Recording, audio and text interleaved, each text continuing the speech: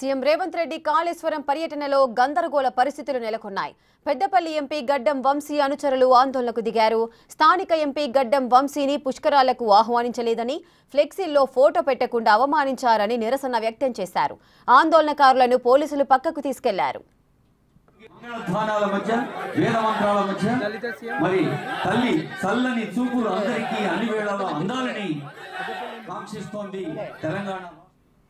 ఇక సీఎం రేవంత్ రెడ్డి కాళేశ్వరం పర్యటనలో గందరగోళ పరిస్థితులు నెలకొన్నాయి. పెద్దపల్లి ఎంపీ గడ్డం వంశీ అనుచరులైతే ఆందోళనకు దిగారు.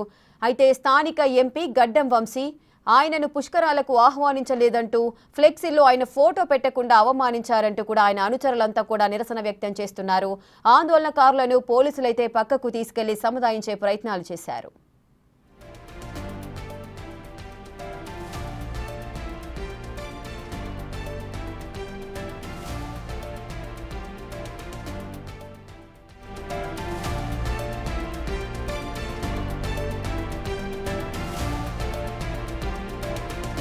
గాలి జనార్దన్ రెడ్డికి మరోసారి సిబిఐ కోర్టులో చుక్కెదురైంది.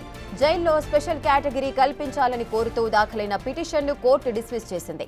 శిక్ష పడ్డ నేరస్తులకు స్పెషల్ కేటగిరీ రిలీఫ్ ఉండదని కోర్టు కామెంట్ చేసింది. ఓఎంసీ కేసులో కొన్ని రోజుల క్రితం గాలికి కోర్టు 7 ఏళ్ల శిక్ష విధించింది. ప్రస్తుతం చంచల్గూడ జైల్లో ఉన్న గాలి జనార్దన్ రెడ్డి తనకు అదనపు సౌకర్యాలు కల్పించాలంటూ పిటిషన్ వేశారు. పూర్తి డీటెయిల్స్ మా ప్రతినిధి సురేష్ అందిస్తారు. సురేష్, జైల్లో స్పెషల్ కేటగిరీ కనిపించాలంటూ కూడా గాలి జనార్దన్ రెడ్డి ఒక పిటిషన్ దాఖలు చేశారు. దీనికి సంబంధించిన పూర్తి వివరాలేంటి?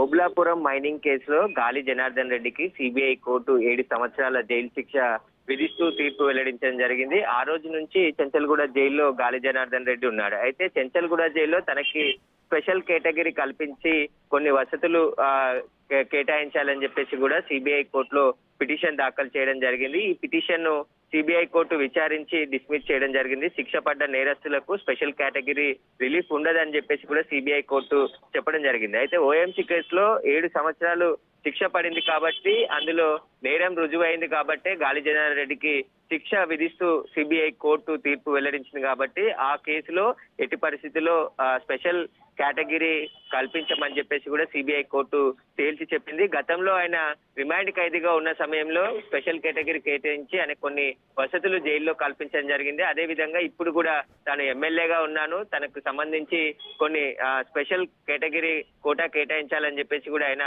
పిటిషన్ దాఖలు చేయడం జరిగింది. దీనిపైనే సిబిఐ కోర్టు ఈ రోజు విచారించి ఆ పిటిషన్ ను డిస్మిస్ చేసింది. Right, thank you Suresh, thanks for the details.